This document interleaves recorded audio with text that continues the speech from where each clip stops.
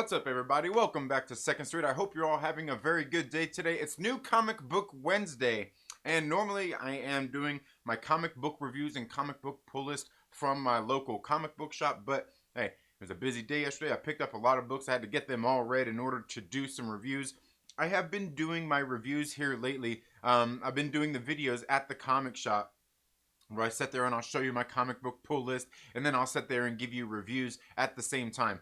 I don't know, I think that seems to kind of work. A lot of people, I don't know, I guess not a lot of people, I don't know, does that work for you guys? Do you guys like that, where I do the pull list and show you? Because I mean, on Mondays I show you what books I'm gonna be pulling anyway, right? I show you what books I'm gonna be pulling, so like, you know, like, do I need to, like, I don't know. Plus the kind of regular common pull list videos, or I don't know, like, hey, it's kind of like what I just did on Monday, right? Anyway, guys, I'm going to go ahead and show you some of the comic books that I pulled from the comic book shop this week and give you some reviews of those. And then a little bit later on, we're going to talk about some movies. We got some movie news and things like that, just things that have happened here throughout the past few days, talking about things like BRZRKR. Yeah, BRZRKR got optioned to be a movie. Also, Black Widow just got delayed. And also, we're going to talk about CANTO. So we'll talk a little bit about that as well. But let's go ahead and get right into my comic book pull list here, starting off with Marvel, then going into DC, and then small press and indies. In case you guys haven't been paying attention, what I typically do is I go through that order, but I haven't really been pulling a lot of Marvel and DC. But today, guys, I went ahead and picked this one up right here. This is Carnage, Black, White, and Blood. This is issue number 1. Now, I picked this book up not because I really had any kind of plans to read it or anything. I actually just picked this one up because, you know, I remember when, what was it, Spider-Man issue number 55 came out, which I got a copy of. It ended up like shooting up in price. Like, for a cover that was very much, it was by the same artist, by Patrick Gleason, and it was very much the same thing, but it was Spider-Man instead of Carnage here. And so I was like, nah, I'll get this too. I mean, I don't read Carnage, I'm not really into it, not really into this whole anthology series or anything either, but hey, look, chances are somebody out there isn't going to get it, somebody's going to want it, and maybe, you know, look, I'm not trying to flip books or speculate or anything, but somebody's going to want it, I'm going to have a copy of it, and that's really about it. I had no plans to read it. And plus, and that's the other thing too, I'm not emotionally attached to it, right? So, yeah, I don't know. Let me know. I mean, it's a pretty cool cover, though. I mean, it's a pretty sick cover, though. Look at that. Look at that cover. Yeah, it is. It's pretty badass. Pretty badass. So, anyway, I don't know. But anyway, moving on into Aftershock Comics. We're going to start off here with Shadow Doctor, issue number 2. Shadow Doctor, issue number 2. This book is being written by Peter Calloway. It's got the artist is Georges Janty, Wancho is the colorist, and Charles Pritchett is the letterer and logo design. I'll show you those names right there. Can get a little bit into this. Now, I'll tell you one thing right off the bat is Aftershock Comics, they kind of do a lot of like horror thriller type books and things like that, and Shadow Doctor here doesn't actually seem like it's going to be one of those, but it does also have that, it still has this kind of Aftershock Comics feel to it. And I've got to say, I really do enjoy this story. It is based on a true story of the writer Peter Calloway, his great grandfather, who was a doctor, who had just become a doctor back in the 1930s in Chicago, and he was trying to get a job as a doctor. No one would hire him because he was black. He went out there and tried to get some loans and stuff to open up his own practice, and he couldn't get it. You know why? Because 1930 Chicago, and he was black, right?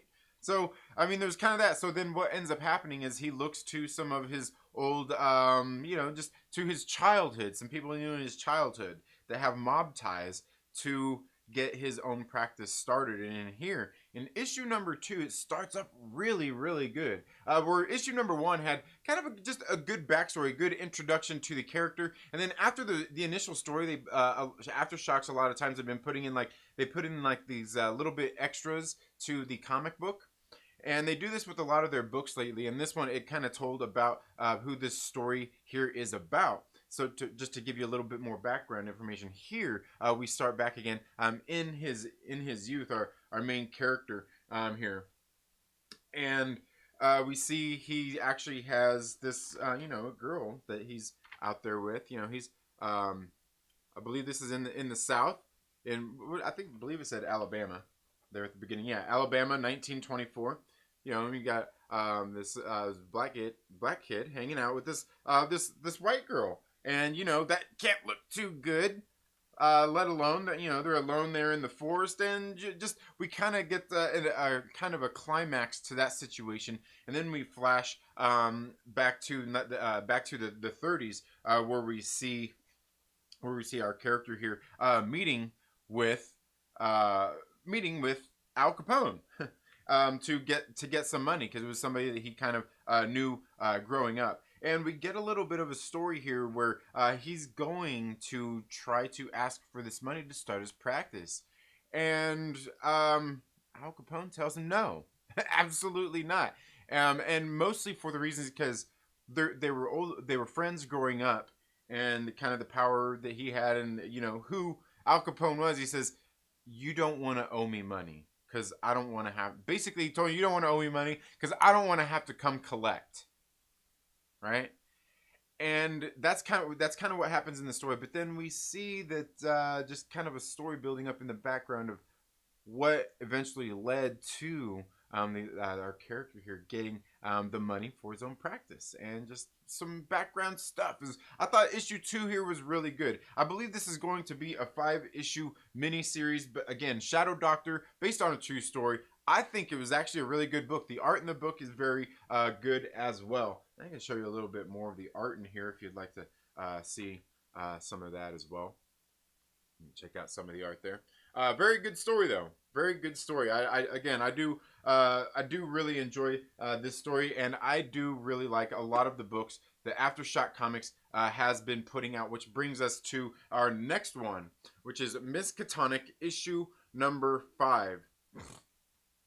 Again, this one, this is the end of the Miskatonic series. This one has been very kind of crazy, where we're following our main character here as she's going. They're going to the Miskatonic Valley, to Miskatonic University, trying to track down these people who are committing these crimes. There's these bombs been going off, and they think, well, she gets sent there by J. Edgar Hoover, wasn't that right? Hoover, who had just started the Bureau of Investigation, and she's there trying to investigate all these things. Miranda Keller trying to investigate these happenings and stuff. And there's a lot of it comes to a, obviously the last issue, it's coming to a close here, and it's very good. Now, it's very crazy because there's ends up being these lizard people out there. And the occult, and it's not just the Ku Klux Klan that we're dealing with here. There's other things. Like I said, it's got that Aftershock twist in it. To bring in a creature and horror vibe to it. Again, I've really enjoyed this series. Now, the thing is about the art in this book, it's probably not for everybody, but there's sometimes these points in the art here where you can see a lot of these lines. See how they're not clean. They're just all kind of all sketchy like that. I don't know. Some people may not like that, but it's not a complete turnoff for me. At times, it helps tell the story, and at times, it's not always like that. That's the funny thing, is it's not always like that. Just at certain times you see the art is like that. Very, very cool stuff. I'll show you a little bit more here. But altogether, this one, Miskatonic, I've enjoyed this series overall. Although some of the things here, I would say I kind of eye roll at. It's okay, especially in this issue, it's some of the things okay, you're laying the stuff on a little bit thick. You don't always have to go there. You can just let the story be itself. Let it tell itself. Yeah, we kind of get everything that's going on here without having to be so, beat us over the head with stuff. But altogether, Miskatonic has been a very good series. Let me know down in the comments below if you have been reading Miskatonic and what you have thought of it. Now, that brings us to one of my favorite publishers that's been coming out over this last year. You guys know I absolutely love AWA Upshot, but this time we got Year Zero, issue number 5. I believe is this the last? Is this the last of the series? I'm not for sure. Yeah, I am. The way this thing ends off definitely leaves it open for this series to continue, and I love it. Year Zero Volume 2 is written by Benjamin Percy. It's got art by Juan Jose Rip. The colorist is Frank Martin Jr. and the letterer is AndWorld Design. The cover artist is Kari Andrews. And I will show you those names right there. Again, AWA Upshot just came out last year amidst the pandemic, right before everything hit. You know, I think their first book came out in February, maybe it was March, but they only had a couple books out before the pandemic hit. Diamond shut down and everything, and then they came back. And they came back out putting their books out, man, and it's been a fun ride. And Year Zero is one that started off last year, and then it's actually the first one to premiere a season 2, is what they were kind of calling it, of the Axelverse. And it's very great because it's the shared universe where it's kind of this post-apocalyptic thing after a pandemic pretty much hit the earth and it killed a lot of people. Some people ended up getting powers and everything, almost like mutants or Inhumans, kind of. It's kind of like that. But then Year Zero is some of the fallout from all of that stuff that had happened. And what it does is it follows these like 4 different people throughout these different stories and telling their story of what has happened, what has transpired in this post-apocalyptic world, as there are like, because at this point there's like a bunch of zombies and they're out there like all trying to eat each other and kill each other. It's very Walking Dead-ish, right? Very good book. Again, AWA Upshot just doing a really good job here over this last year, putting out some good stories. And Year Zero is one of those good titles. And they do have a different artist here in Season 2 than they had in Season 1. And I think that's a good thing. Not that one artist is better than the other, but switch it up. You got the same writer, switch it up and highlight different artists and things like that. That's a good thing. I've got another series that I've been reading that they've been doing that with. They've been doing these 3-issue arcs, and they've been switching the artist and writer like every single series. I don't know. I think that could be a cool thing to just highlight different people trying to tell these stories. So very good stuff. But now moving into Behemoth Comics this week, we've got a new one that I thought this book was really good. We've got Vietnam Horror, issue number 1. This is on Behemoth Comics. This book is, oh man, see, it doesn't really tell us. It just says the names we got here are Massimo Rossi and Vito Coppola. Coppoloa? I don't think that's typical Coppola. Who are working on this book. Maybe they just created together, working on the art and the story and everything here together. This book is in all black and white, and I gotta tell you, I like that about it. You can get in here and see right here. The thing here is like Behemoth Comics puts out a pretty good quality book. This is probably and I don't mean this in a bad way, because like this is still a pretty good book. Like the cover, like I can see through the covers. It's kind of thin. It's got these, you know, these pages, the old school paper, you know, like newsprint, a little bit heavier print, and it's in black and white for $3.99. But I gotta tell you, I think for this story, it actually works. It actually really works, and I like the one thing I like about it, where some of their other books, like one I'll show you here in a second, have a higher quality. Where this one, it's got that old school feel to it. You know, it feels like one of those comic books you probably, you know, you may have picked up, you know, back in like maybe the 70s or the 80s or something like that. It's kind of got that feel to it, and that's not necessarily a bad thing. And altogether, I thought this was a very good book. I believe this one is a 4-issue mini-series as well. I don't know. And I like horror. I've been really enjoying a lot of the horror comic books coming out, and I can't wait to see where this one goes based off what it is, because we see there are some soldiers there in Vietnam, and one of them is starts off with this one soldier telling about his dream, something that he had seen happen, and he's sitting there telling the story, and the person his partner there that's there with him is like, I had the same dream. I'm like, should we tell the sergeant? You know, like, oh hell no! Like, what are they gonna do? Like, were we having the same dream? You know, and then what had happened was they lost a couple of soldiers. Had went missing. Well, they one of them ended up making it back to camp, and he had some horror stories he was telling everybody about. And then they went out and they looked for these for the Viet Cong there who had ambushed them and taken them, and they ended up falling into a trap of their own. But that wasn't the end of it, because like these visions, these that this guy was having in his dream, ended up actually happening. Or did they? Very good stuff, man. Vietnam horror. Again, a very good book on Behemoth Comics. Check it out if you're into horror and stuff like that. The next one I've got here is Paranormal Hitman. This is issue number 2. Now this one is a little bit when it comes to the quality of the book, this one is a little bit different than the last one. It feels like it's got just a little bit heavier of a stock, but then it's actually got the color pages in here as well. And I think these pages feel like they're about the same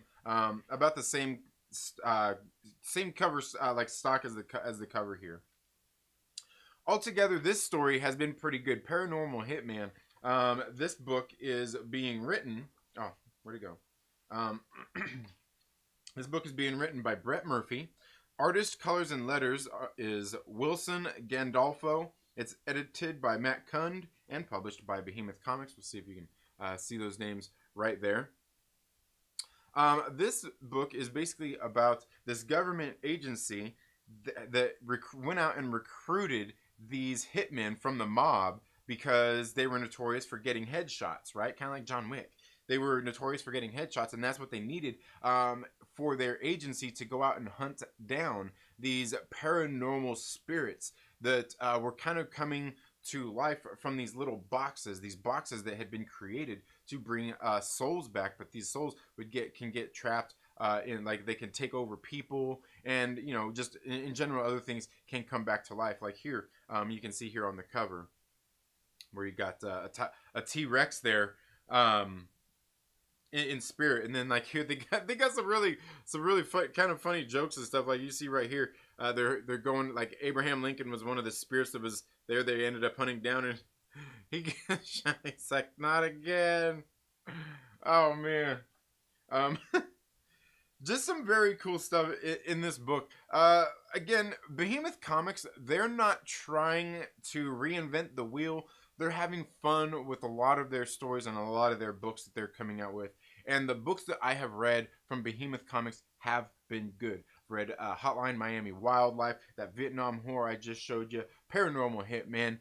Also, A Girl Walks Home Alone at Night. Very good stuff. They are, I wouldn't say they're a new publisher. They used to be known as Amigo.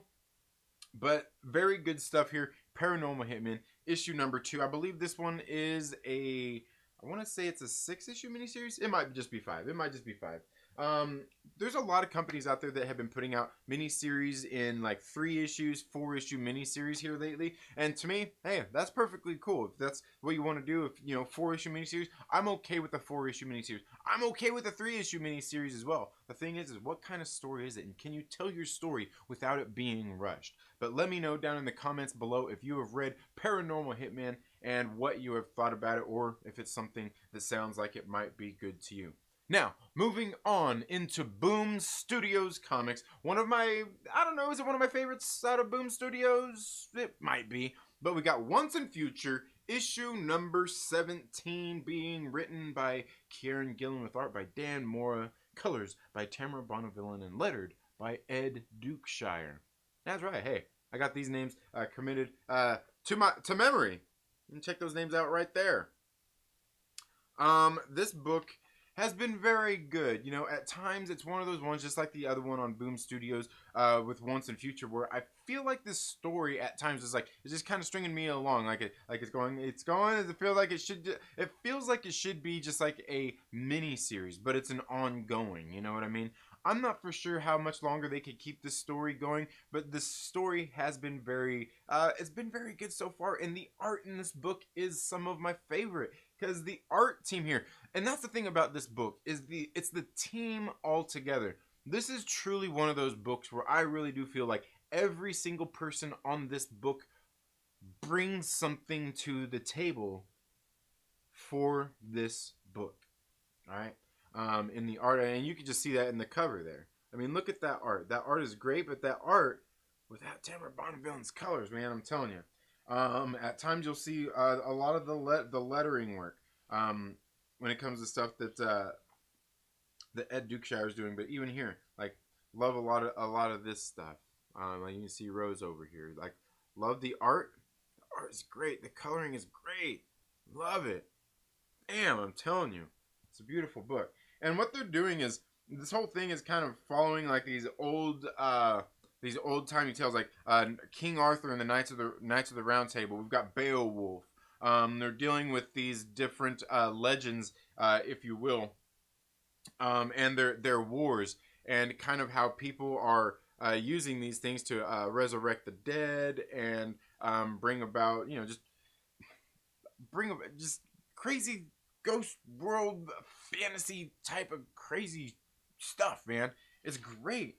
It's great. And in here the plot thickens even further, because this is really like, this whole story is kind of like a drama, like family affair, where we see like the main characters here are this little old granny and her son Duncan, or grandson Duncan, and he's kind of a weenie, but he ends up growing up to be, you know, he ends up being this kind of monster hunter as well, but he's kind of part of the story. And if they get too close to the story, it brings in all these, like, it's crazy. It's kind of crazy, because they're all living out these roles of these old tales, of these old, you know, these old folk tales. So very good stuff. Again, Once and Future, a series I have absolutely enjoyed. But again, it's one of those ones, I tell you, it's like, I feel like it could be shorter. I'm going to stop pulling this. I'm just going to get the trades, and I keep pulling it anyway. But let me know down in the comments below if you have read Once and Future and what you think of it. Let me know all your thoughts down in the comments below. And we'll go ahead and get on to the next book that I have got here. We've got like 15 books here today, folks, so it's gonna be a few. We've got Dark Horse Comics Crimson Flower issue number 3. If I'm not mistaken, I think this is a 4-issue miniseries being written by Matt Kent, with art by Matt Lesniewski and colors by Bill Crabtree. I'll show you those names right there, and take a look at some of that art. Okay, I love the art in this book. The art in this book is what actually drew me to this book, and then I seen it was Matt Kent writing it, which Matt Kent has done some some good books I've read here lately. Very good stuff here. Now, what I like about this story is what they've kind of done is they are having like these trained assassins that have been trained through these old folk tales, and what we see here, almost, I mean, not quite like the last book I was talking about, but what we see here is what's going on here is like we're seeing one thing, and there's a reality of other things going on here. It's really hard to say everything that's going on in this book. It's so crazy, because they're going into some very psychological kind of things, but also going into this cartel that used to go out and assassinate people. But again, all these assassins kind of live vicariously through these old folk tales, and that's the cool thing. And I'm telling you, this book, I don't know, it's the stuff about this art, things about just everything going on in this book I absolutely love. Look at this. I mean, look at the art here. It's so great.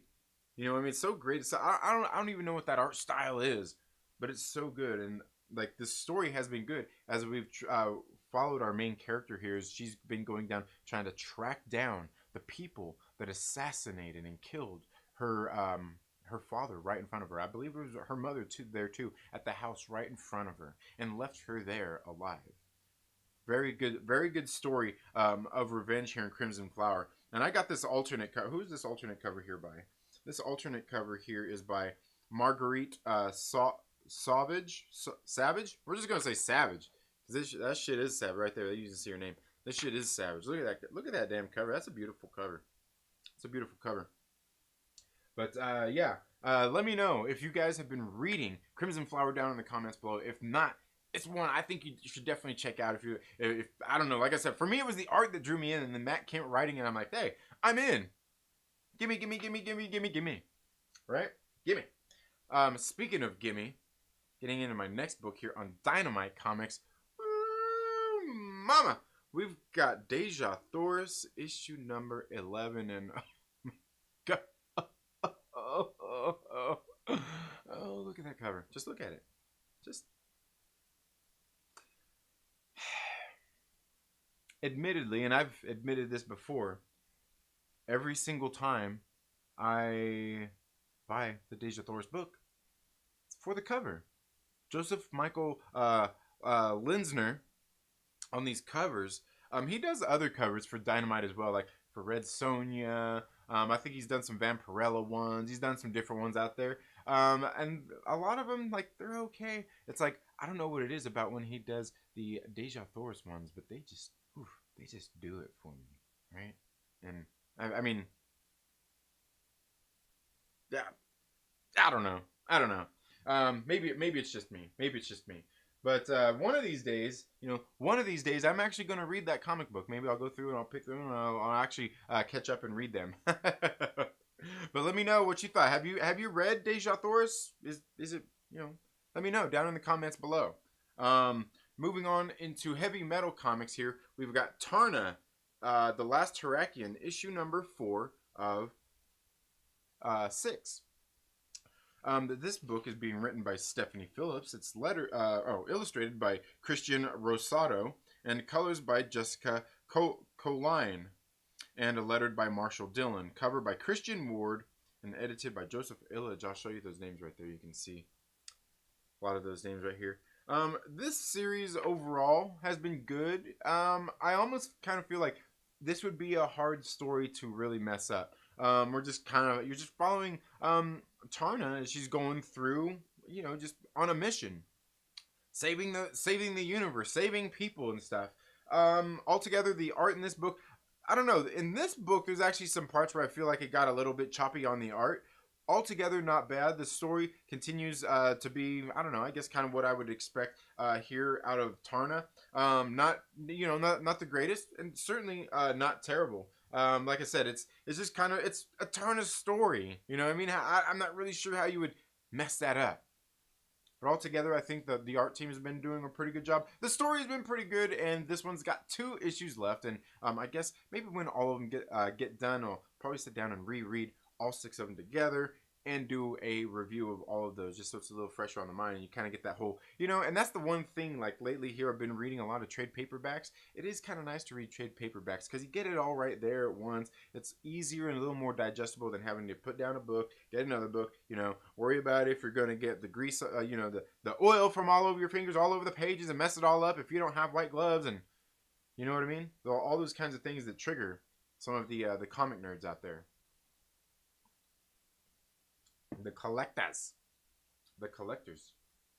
Now moving on into Image Comics, we got Stray Dogs, issue number 2 of, I think, is this one 6? I think this one's 6 issues. And this is the movie poster variant there. And this book is already optioned to become, I believe, a TV show or a movie. And what it is, it's about these pets. All these pets living together. It's very kind of Secret Life of Pets meets horror. It kind of meets a horror story. And what we see here is all these pets are here with this guy, this owner, and the owner goes to leave, and they go and they get into his stuff because one of the dogs there is scared to death. Remembers this man and kind of something that happened, but can't quite remember it all. But remembers seeing this man, remembers her owner being attacked and things like that. And she's trying to say, hey, we're all, like, I got here, this dude killed my owner. And you know, the other dogs, you know, the one dog that she's really kind of confiding in is like, nah. So they have this book that, or this room that's kind of shut off. They end up getting into it because it was unlocked. The dogs go in there and she ends up getting proof. Well, here in this book, that we see they go in there and they do some investigating, and they actually end up getting some proof of probably some foul play. So I don't know. Altogether, this book so far has actually been pretty good. For what it is. Like I said, it's kind of a Secret Life of Pets meets a horror slasher flick.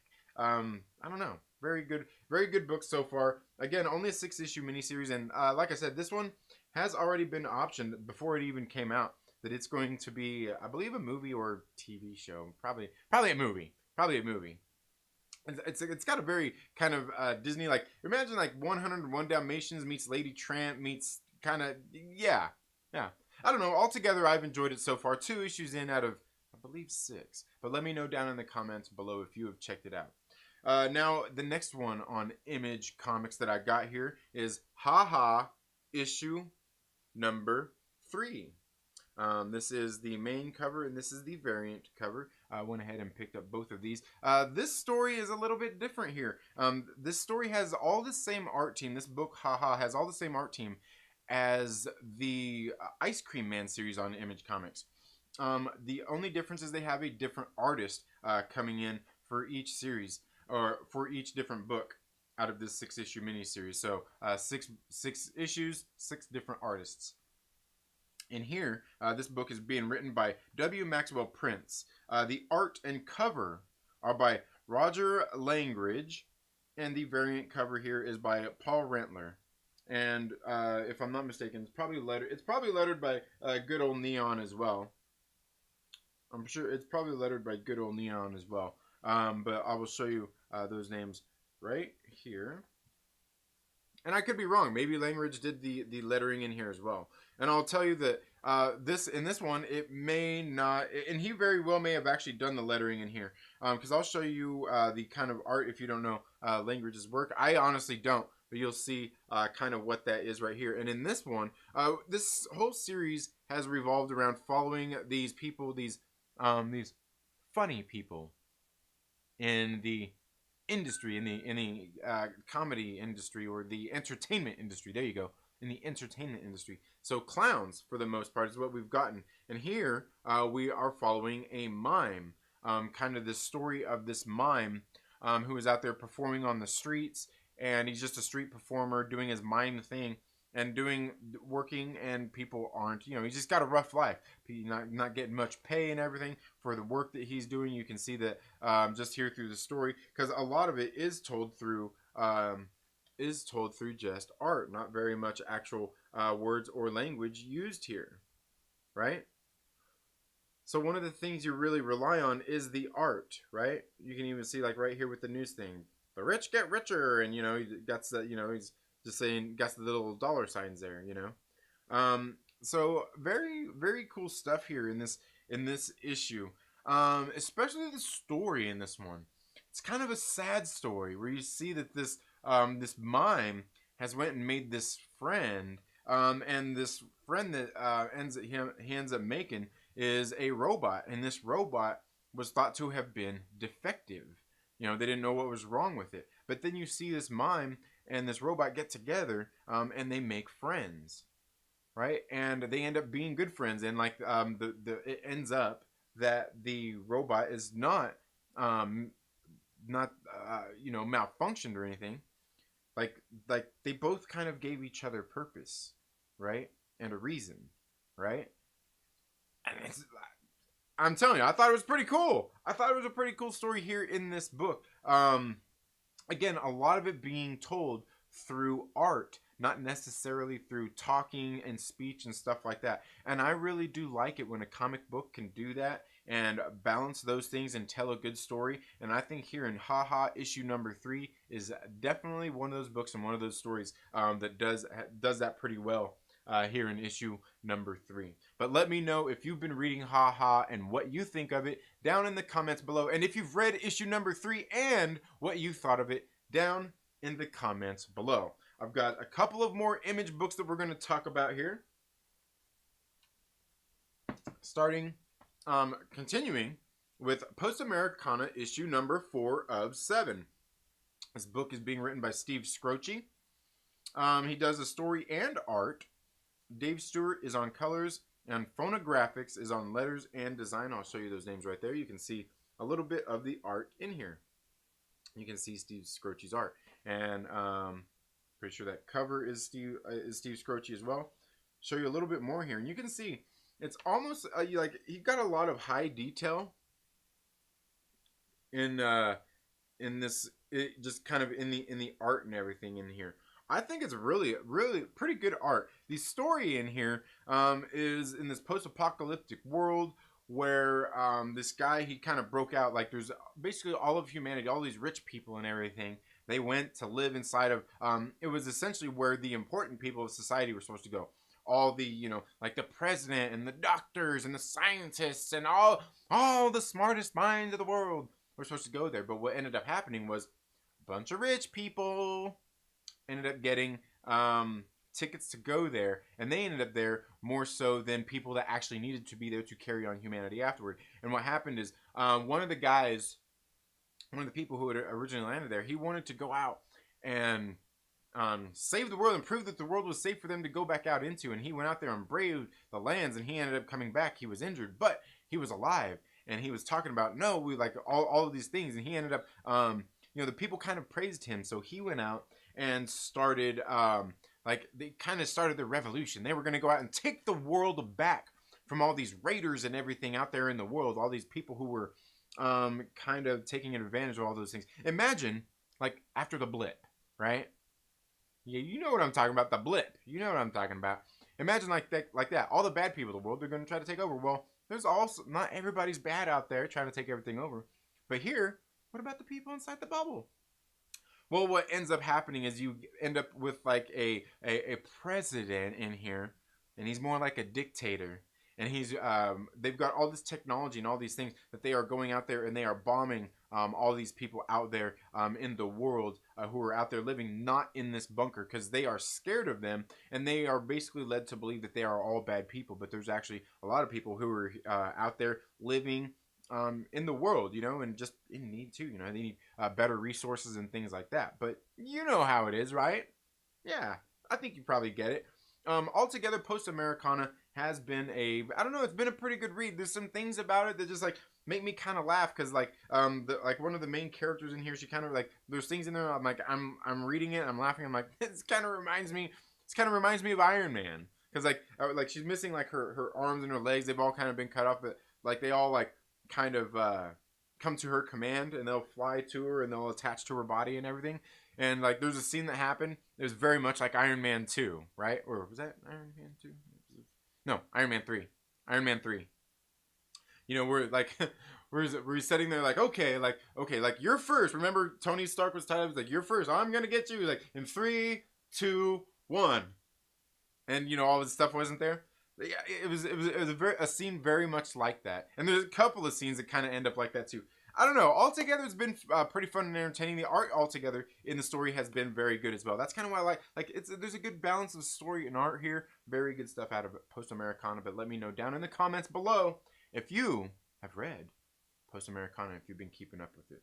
Now, the last one I have here, and this is almost the end of the pile, folks. This is almost the end of the pile. The last one on Image Comics I got here is Scumbag issue number 6. I believe this is kicking off the second story arc. I'm probably only going to read the second story arc and be done with this series. This book is being written by Rick Remender.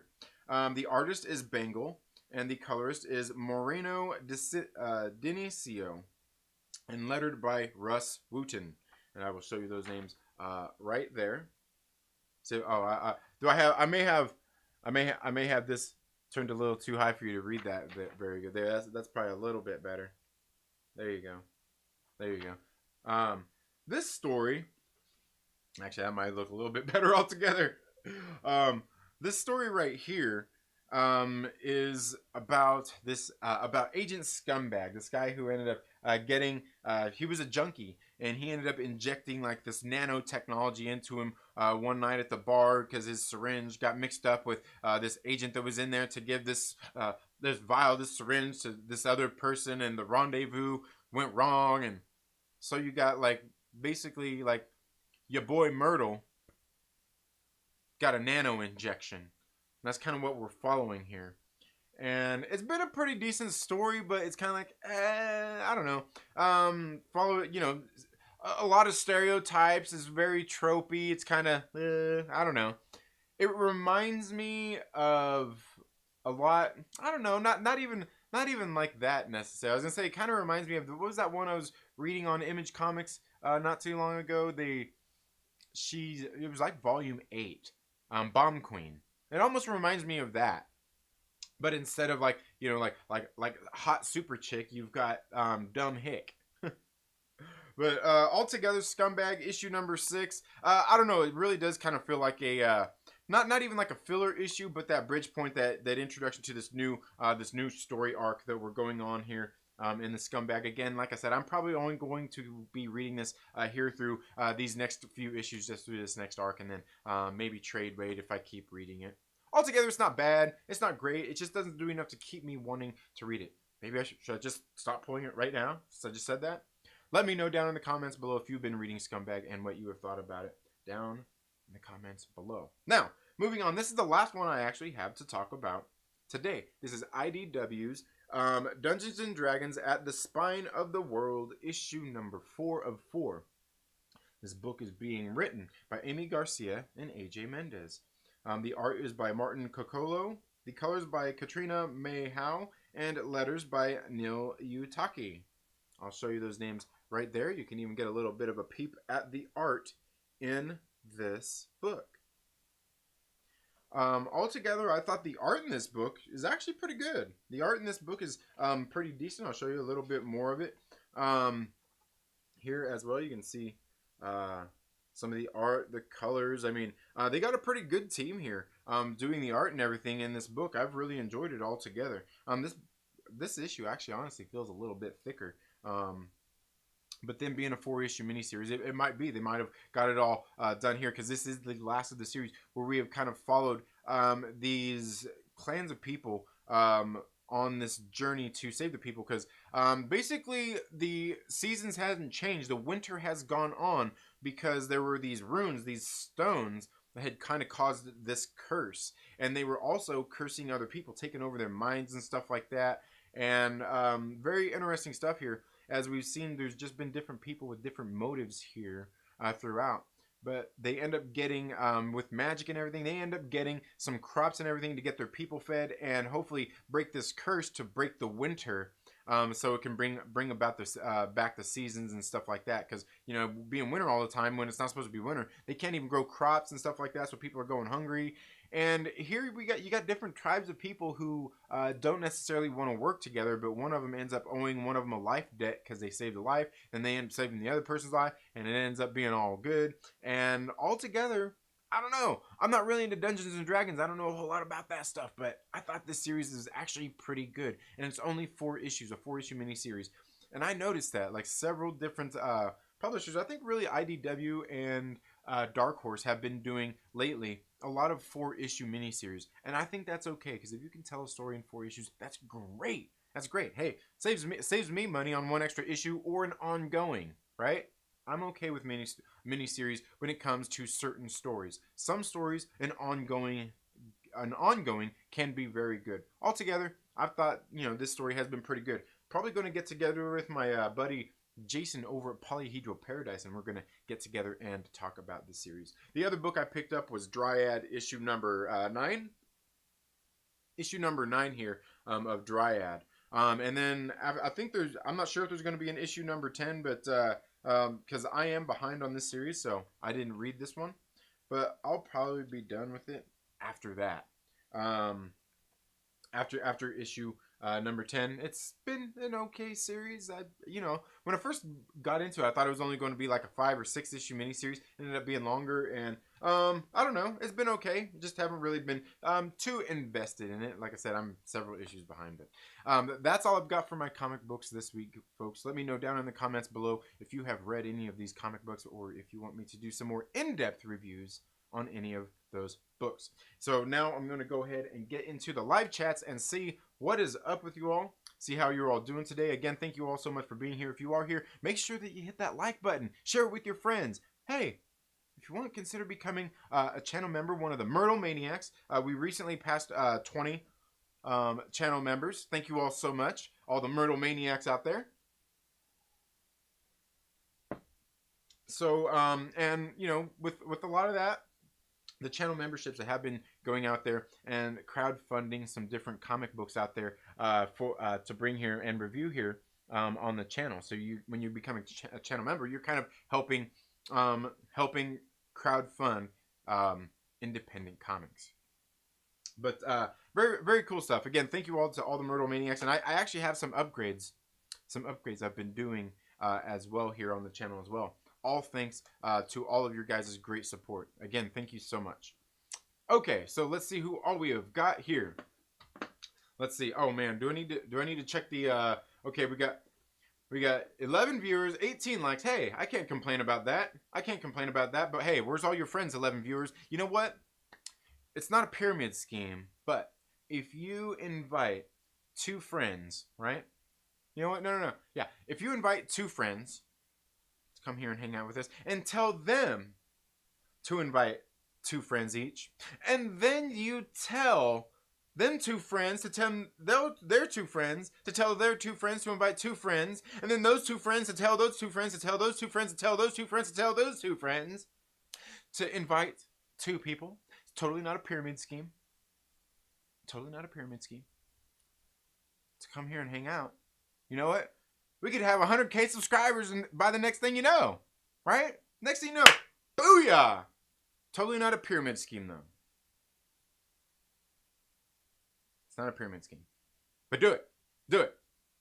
I highly suggest you do it. We're gonna have some other cool content coming up here on the channel as well. You know, I guess maybe was I inspired, you know, from Josh over at the Den of Nerds. He was recently doing some of those Marvel cards, they were doing he was opening them up and showing all the nice little cards. Everybody was all happy. Where's my Black Widow card, Josh? Anyway, some comic books at too. Anyway, I was inspired, and you know what? Like, I don't. You guys can see, like, oh, I don't really have a whole lot of. I got some of these. Like, okay, I got that of Launch collectible right there that I bought not too long ago. You know, I've got a couple little action figures and stuff like that, but I don't really have a whole lot of statues or anything like that. And I seen one that came up in the previews last month, and I was like, ooh, that thing is so beautiful. I want to get that son of a bitch in and unbox it. So we're gonna have an unboxing. I was like, man, I need to. You know what? I'm gonna go watch more Gem Mint collectibles videos to get hyped up and get ready to unbox this thing for you. Maybe get, you know, an inspiration to make a better video. Unboxing something we're gonna be getting in here very soon. I can't wait. Plus, I've got another maybe another goodie that might be coming later this year to do that with as well. So maybe stepping into a little bit of new territory. But again, that's all thanks to the channel members, the Myrtle Maniacs. Thank you all so much for being here. Again, we've got Park Outdoors, my man Parker. We've got Jonathan Velasquez, Star Wars Santa, ReeferMan Reviews, Comic Book Steals and Deals. My man, what is up? XR Coon is in the building. But how connected is AWA really? I see very little connective tissues between most of their titles. I love them all though. I would say the only one I don't really see a whole lot of connective tissue in is maybe the kids one. What was the Bite Size? Because they're all kind of taking place in this post-apocalyptic this world. Because like the Resistance, Archangel 8 are very much kind of in there. I would say Hotel definitely too, because it's still got that post-apocalyptic feel to it too. And then obviously Year Zero, Chariot, I definitely feel has that whole tied in. Erratic, they're obviously talking about him being a reborn.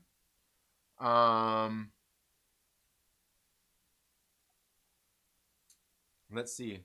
American Ronin, no, maybe a little bit. But again, not all, and again, I think they said when they were launching them, not all of them have to play into it also. but they're more than they're basically encouraged to write within this whole shared universe. And I think a lot of them play within those confines, though.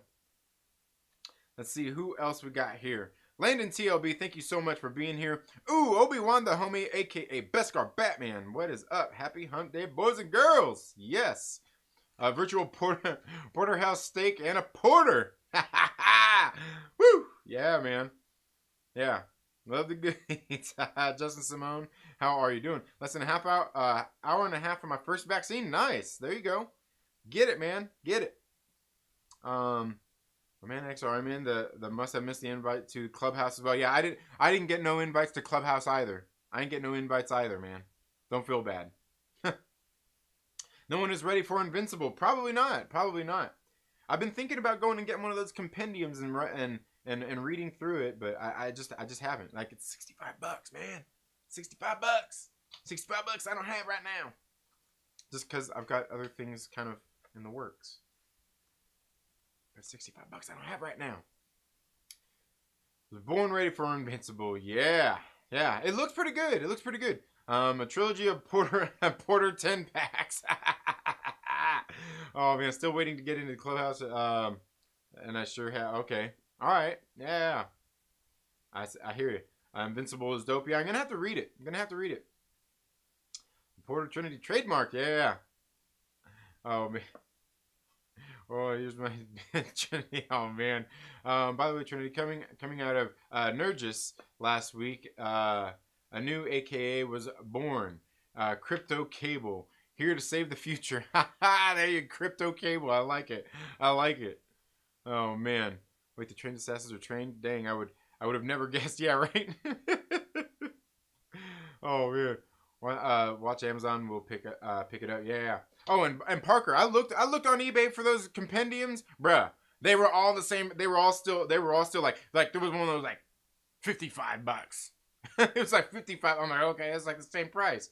But especially by the time I have to pay shipping, I might as well just get the one here. I can get it right now. Bruce and Stephanie Comics, what is up, my man, and my lady, or I don't know how do I say that? My man. What is up, guys? You guys got to go check out Bruce and Stephanie Comics. Some great people. Yova Rodz, thank you so much for being here. Bud Dolphin. I saw an older guy trying to fight a cashier because they were out of stock on something. Oh my god, dude. Peoples. Yeah, that's crazy. I want to move to Florida now. Oh no, don't move to Florida. Ivan Rodriguez says, I just ordered Berserker #1, Carnage, Alien, and Teen Titans Academy. Pretty cool week, I think. Yeah, absolutely great week. Just getting into comics. I don't know much of the titles. Yeah, Berserker's a good one. AZ is where Miss Claus and I have always dreamed of retiring. Florida is too humid and too much rain in the summer. Yeah, I hear you. Yeah, and Arizona's nice. Arizona's hot though. Like, it's hot where I live, but it's hot. It's really hot there. I'm pretty sure it gets hotter there than it does where I'm living at. I watch Comic Explained for all my comic book knowledge. Yeah. Rob from Comics Explained is good, man. He's good, and he knows his stuff, man. Absolutely. I would love to have a place in Texas. Never been to Zona. Yeah. The elves aren't allowed to use YouTube. Got to keep the elves working on the toys, no matter. Yeah. I hear you, man. I hear you. Totally not a pyramid scheme, but borrows the model of it. Yeah, exactly. Not a pyramid scheme. Bro Dolphin says, do you like Cuban? I had a Cuban sandwich for the first time. Shit was a bomb. I don't even know what that is, man. No, I haven't had one. You know what I have had? Is I had a cheeseburger. This place down the street, man. This place down the road, man. Here where I live at. This place called the Broken Bit. They've got these burgers they do, man. And they are, dude, they're thick. I believe they're, I can't remember. Is it 3/4 pound? Might be half pound. I don't know, man. It was a pretty thick burger. But they use a blend of meats. They use like rib meat. They use they just use a blend of meats. They're not just giving you just regular ground beef. And they make their own patty. And dude, it's so freaking good. And I went cheeseburger Karen over it one night. I did a live stream about it. Like members can go check it out. Members can go check it out. Yeah. Went cheeseburger Karen over it, man. I was hangry, and I got my cheeseburger, damn it.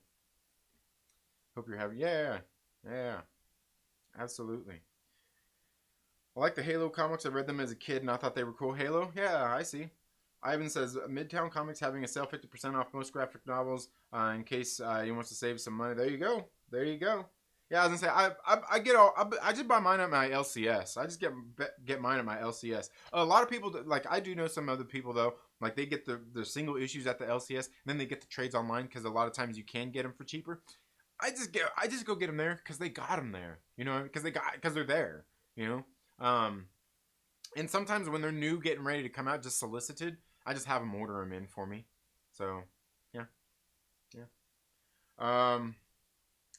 I've had a torta before. They were big and have lots of stuff in it. Yeah, absolutely. But you got to be careful sometimes because sometimes some of the places you go to, they will give you mostly stuffing and not meat. And that's one of the things I really don't like about some of the Mexican food restaurants.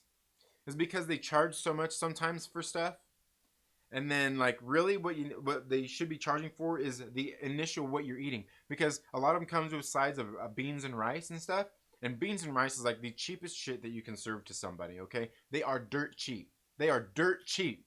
They are dirt cheap. Okay. So what you should like. So the other stuff should be good and high quality, and it's hard to mess up beans and rice too. But that's why I like lately I've really been frequenting the taco trucks because we have a taco truck on every corner here in Southern California.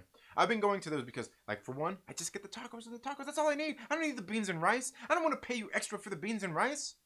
You know, there's no need for that. I can make beans and rice at home. Right? What I want is those delicious tacos that you got. I don't even go for burritos, man. Hell with the burritos. I need tacos. You know why? Because I want meat. I just need the meat.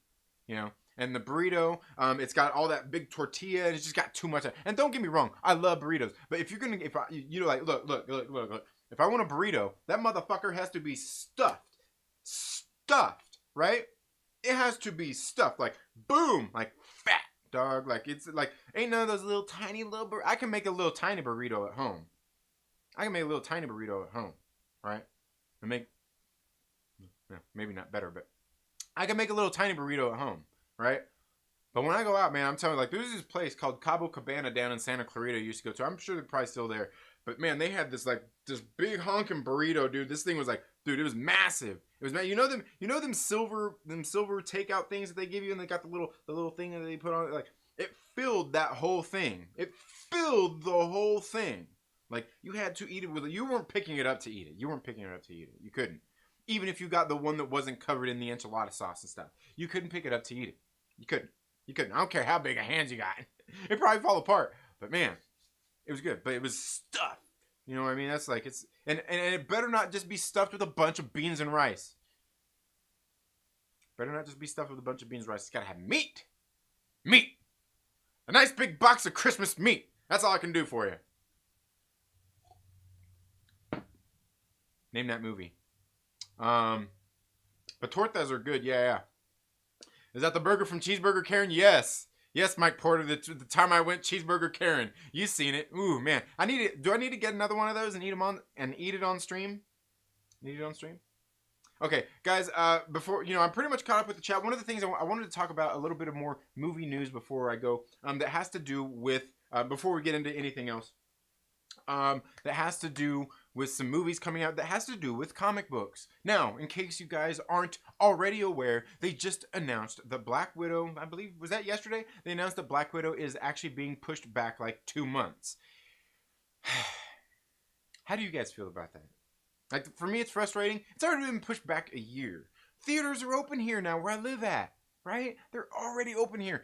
Just put the dang movie out. You think there's going to be more people wanting to go back in July than there is right now? Or in May? In 2 months? Maybe so. Because maybe more people will have the vaccine and stuff like that. Very well could be. But I still think the majority of people that want to watch it at home on Premier Access are going to do that. And the people that want to go see it in the theater, like me, are going to go do that, whether we have a vaccine or not. How many people out there are going to go watch it? Whether they have, like me, I'm going to go whether I have a vaccine or I don't care. I just want to go see the damn movie. I don't take my kids. I don't care. We're going to go see the damn movie. Right? We're not vaccinated. We're not going to get. Right? but if you want to, I think that's why they're doing it mostly, because most of the people by then who want to be vaccinated will have had a chance to get those vaccinations and feel safer going back out to theaters. I ultimately think that really is the biggest reason why. For me, like I said, I'm already disappointed that it's been delayed by a year. So being delayed by another 2 months, while it seems like it feels like it's a little bit triggering to me, and I feel a little bit triggered by it, it's really kind of like, okay, it's all for the better, and it's already been delayed by a year anyway, right? What do I really have to lose at this point? And it's not like this thing doesn't mean anything to me, like it's no big deal, because to me it actually is a big deal. You know, I'm tired of this movie being delayed. Black Widow is one of my favorite characters in the comic books, in these movies. I just want to see this damn movie. And you can bet that I am going to be at the theater to see it. And then I'm going to come home that weekend. We're going to rent it for $30. And we're going to watch it and watch it and watch it and watch it and watch it and watch it and watch it over and over and over and over and over and over and over again. Because I want to see the movie, right? Because I want to see the movie. I was actually talking about maybe what I'll do is I'll rent out the theater for Black Widow, and I told maybe The Godfather, one of the Den of Nerds EPs. He lives in San Diego. I told him, dude, you fucking come up here, dude. I'll rent out the theater. We'll all go. It'll be all it'd be great. It'd be great. It'd be great. We'll do a nerd cast. We'll do a nerd cast and talk about it. But yeah, so the delay, hey, like while it's kind of upsetting to me, it's kind of like, hey, I seen it coming anyway, right? Did we not really expect it? I expect it to get delayed again. Maybe just to drop off the slate. Maybe it's just going to be New Mutants. I don't know. Let me know what you think down in the comments below. If it's upsetting to you, do you think $30 is too much for that price? I know Josh was talking about that this morning as well. Do you think $30 is too high for that price? Me personally, I'm willing, like the $30 is like how much I would pay anyway, because I have 3 kids. By the time I get my 3 kids, me and my wife, and we go to the theater, buying tickets, get the popcorn and sit down and the sodas and all of that stuff, because I do get the popcorn and soda for the kids there. I don't drink, I mean, I just take water. You know what I mean? Any other kind of snacks, like I could take in some of the stuff that I sell. But like the popcorn, like you need that theater popcorn. And the soda, we got like I said, I'll just get it there for them, you know. But stuff like that, it's gonna cost me $30 minimum to go anyway. So I'm willing to pay $30 for the Disney premium access. I'm willing to do that, but are you? Is that too much for you? Because I certainly know if I was a single man, if it was just me, I would still think like, it's a bit expensive, but I myself would still probably pay it. But I would also invite friends over to hang out and watch it as well. You know what I mean? I would tell my friends like, hey, come over. Dude, you bring some beer. You bring the weed. You bring the munchies. You bring, you know, like everybody brings something. We're good to go. Right? You get together with your friends and it's all great. But that's the great thing that can happen anyway. That's if I was a single. I would do that here anyway. Not being a single, even with my family, I'll still pay for it and invite all my friends over and be like, dude, you bring, you know what I'm saying, right? I would still do that. And that's the cool thing is that we can do that. But altogether, like I said, for me, it's a good price. $30, willing to pay it. We paid $30 for Raya and the Last Dragon. My kids are enjoying that one. We paid it for the Mulan. My son likes to watch that Mulan movie. Let's see. I think that was the only ones. What other ones was there that they did that for? Can't remember. Yeah, I'm one of the people giving them the numbers. I'm one of the bad ones. I'm one of the bad guys. But again, I've got 3 kids. So, you know, for me, that's like the price of going to the movie anyway. So, I don't know. But let me know what you think down in the comments below. Now, the next one I wanted to talk about, aside from Black Widow, CANTO. I'm not sure if you guys have read CANTO. CANTO is a book being published by IDW Comics, being written by, the creators are David M. Booher and Drew Zucker. I believe David Booher is the writer and David Booher is the writer and Drew Zucker is the artist. I might have this switched around, but I'm pretty sure I got this right. They actually recently had their comic book that came out in 2019 called CANTO. It is actually getting ready to come out with a 3rd story arc here in the next couple of months. I believe that's the month, not next month, but the month after. It might be next month. They're getting ready to launch a third story arc for it. Well, I think it's going to be a 3-issue miniseries instead of, like, they've done 6 issues so far. But it recently got optioned to become a TV show. It's going to be an animated TV show, and it was actually picked up by Will and Jada Pinkett Smith's production company, who is the same, and I can't remember what the name of the production company is right off the top of my head, but it's the same production company who is actually getting ready to remake Planes, Trains, and Automobiles with Will Smith and Kevin Hart. Which, that cast almost seems like a perfect, like an updated cast. Like, I'm not happy about the remake, the reboot or whatnot. Like, you know, it's kind of like, oh, come on, guys. But, you know, I've got certain feelings when it comes to some of those things. But that actually seems like a cast that would make sense of people for that movie. Doing like an updated version of Planes, Trains, and Automobiles. That's kind of like the people I would probably pick anyway.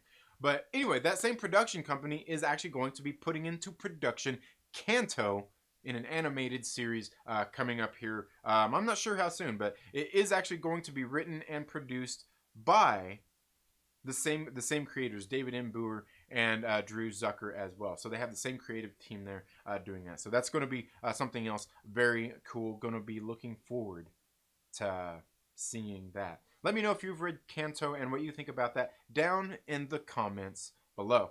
Now, the other, and this is going to be my third topic before we get ready to close out the show here. Last one I wanted to talk about that we've got was not too long ago. In case you guys don't know, just a few weeks ago, BRZRKR issue number 1 just hit shelves. BRZRKR is a comic book being published by Boom Studios. It is being written by Keanu Reeves and Matt Kindt together, working together to write this story about BRZRKR. That is really a lot, kind of like, imagine like Keanu Reeves being Wolverine. Oh, I know that gets you happy, right? The story, the character that we really know as B at this point, probably for BRZRKR, has been around since basically like the dawn of man. He was a child. He was born. He cannot die. He is immortal. And we can see that he's actually working here with the military at this point in this story. We're probably going to be getting a series of flashbacks and kind of a lot of the things that he has gone through. Where ultimately, all he wants to do is be not immortal. He wants to be immortal and be able to die because he has lived for thousands of years and all of these different kinds. You could get that, right? Almost like Wolverine, right? I know. But that's kind of what the story is. But so far in issue number 1, it was a brutal story. Very brutal story. A lot being told through art. We kind of got more of a voiceover of Keanu Reeves talking to a therapist, and that's kind of what we got out of the first issue. Very good series. Now the thing is this movie or this comic book just got optioned to become a Netflix movie. And then they're going to be having an animated series to follow it up that will tie into it as well. But let me know if you've heard that news and what you think about that down in the comments below. I think it's cool. Like a lot of people will say, well, it just figures like that's going to happen. It's Keanu Reeves. He's writing a comic book, and why wouldn't he come in and play this character and all those kinds of things? It just seems like a natural fit. Now, the interesting thing about this kind of news is like when it comes to these kinds of things, there's a lot of people out there that have a lot of varying different opinions on that.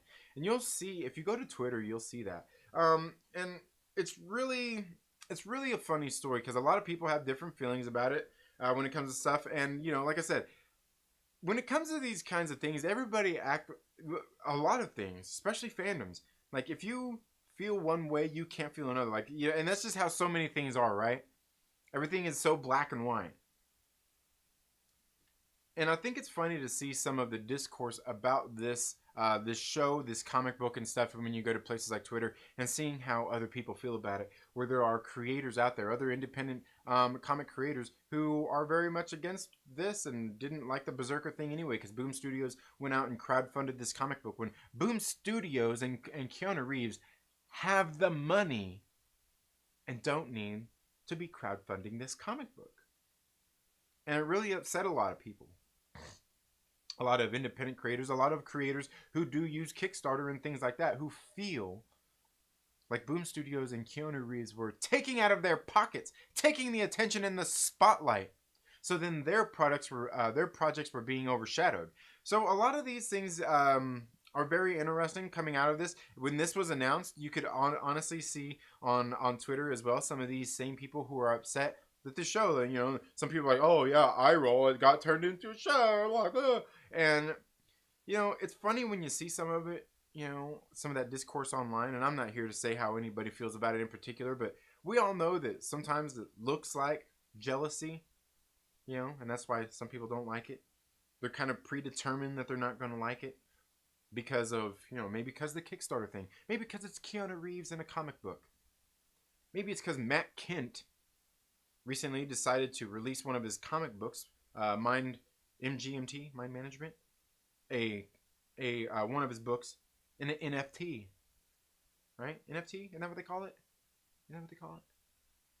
And a lot of people have different feelings about these kinds of things. It's very interesting seeing all this discourse go on online, especially when it comes. It's all kind of coming together. This whole, like, the comic book industry, the NFT thing, the movies thing, all of these things. And that's the interesting thing about pop culture, is seeing how it's all kind of been clashing together here, just over the years since I've been a kid, going on up till now.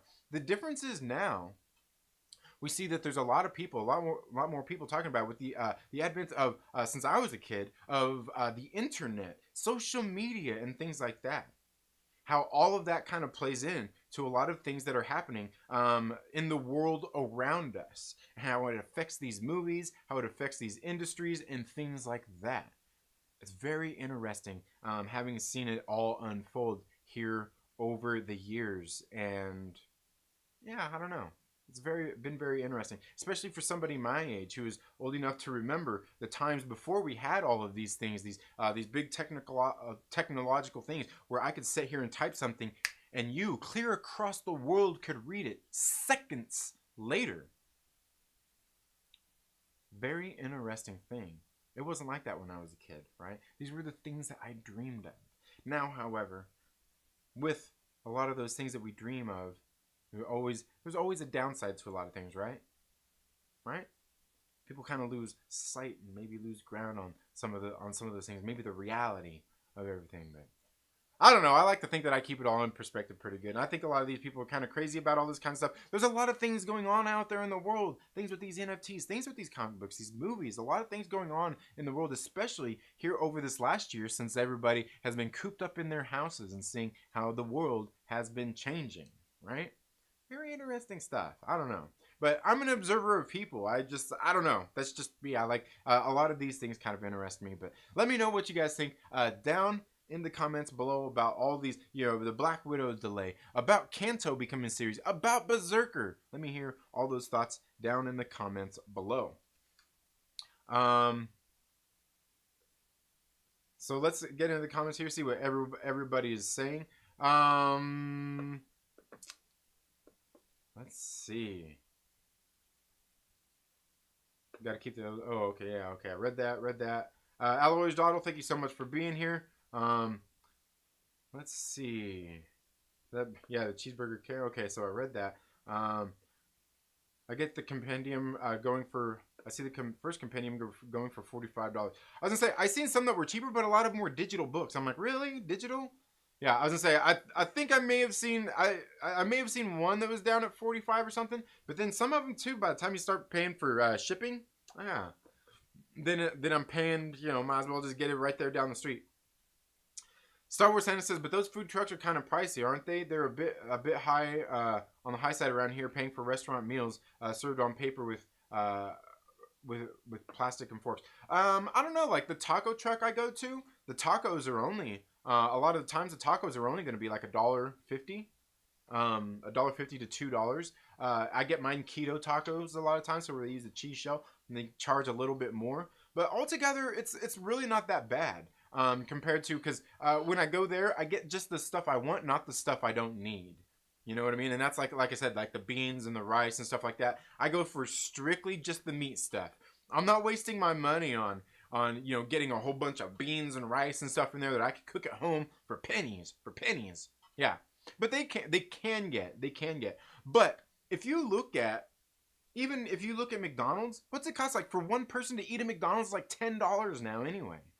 Where I can go spend like I think it's like $18 for that cheeseburger that I went cheeseburger Karen over at the restaurant down the street. So it's just where you want to spend your money.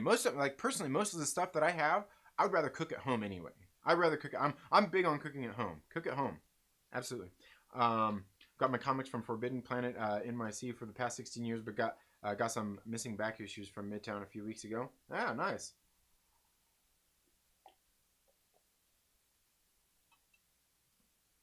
Taco burrito staying right down the street, $6 burrito, can't beat it. Yeah, absolutely. FP always screws up the pull list. Oh, all right. Oh yeah. Had mahi tacos last night with chipotle sauce, onions, and cilantro, right rice. Nice. Yeah, it was the best taco I've ever had. Yeah.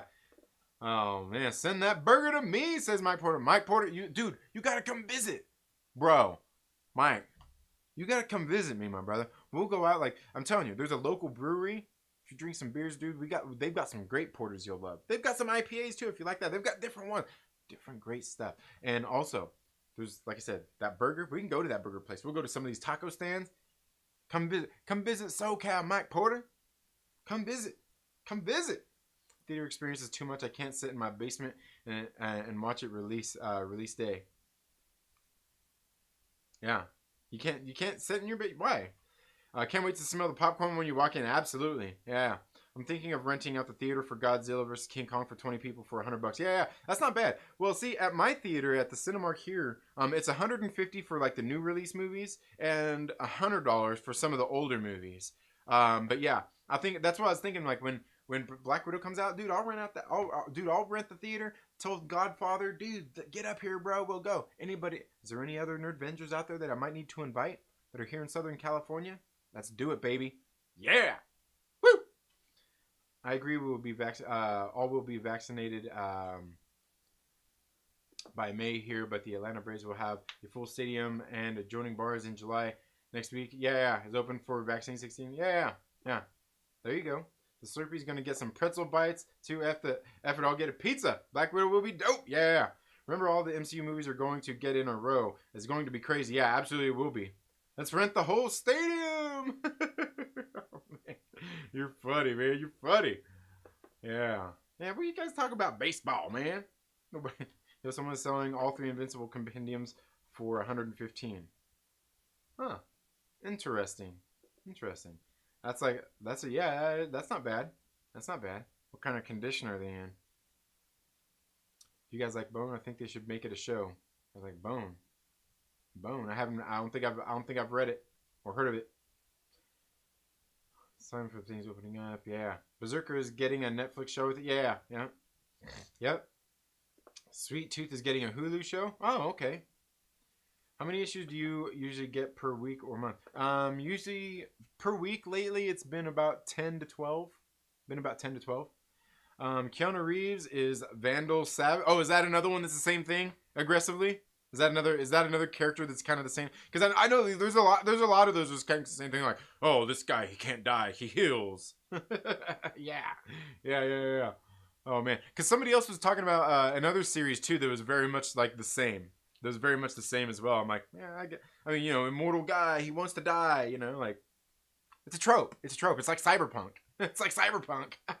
Keely Chow, thank you so much for being here. I hope all is going well. Yeah, he said, go Braves. There you go. Gotta get. There you go. All right, Mike Porter. We're getting ready to bring it to an end here in just a few minutes anyway, folks.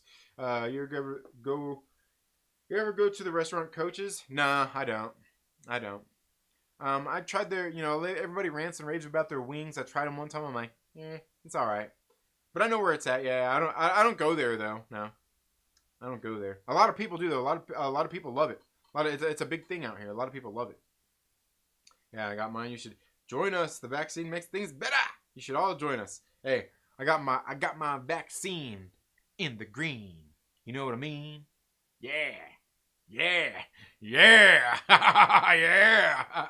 Y'all know what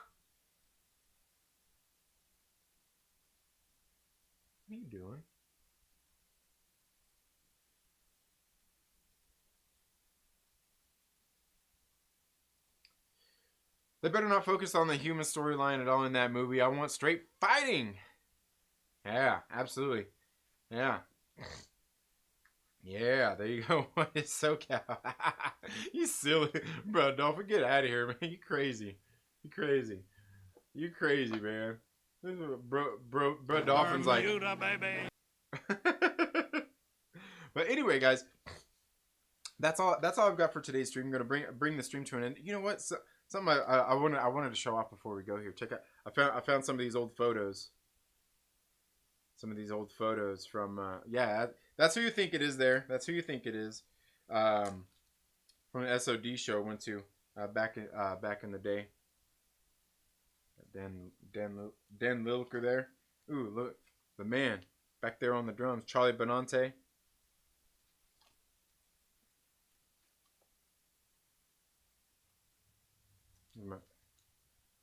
My friend Sheila and Dan Lilker. Is that the dude from? Is that the dude right there from? It is, isn't it? It is, isn't it? It is, isn't it? This was in Lawrence. It wasn't Lawrence. It wasn't Lawrence, Kansas. Oh, look, man, look. There's me as a youngster. Look at that. Look at Hawaiian Pod there, man. Yeah, me, Dan Lilker, my friend, my good homie, the Goat Man. Oh, look right there. That's Scott Ian from Anthrax. And this was the SOD show. Oh, look there. This is Billy Milano, singer. Lost my glasses at that show. Yeah, cool stuff. Anyway, guys, that's all I've got for today's live stream. Thank you all so much for being here today. I hope you all have a very good day, and we'll see you all in the next video or live stream. Later. Yeah. Oh, hey, make sure you also go check out Fanjecture tonight. Debate 8. My man Adam's going to be having his show going on tonight. I believe he's been going at 5. He's been going at 5 p.m. Pacific Standard, a little hour earlier than he used to. And then they go on into Darren's Danger Room this Wednesday. Y'all have a good day, and we'll see you in the next video. Later.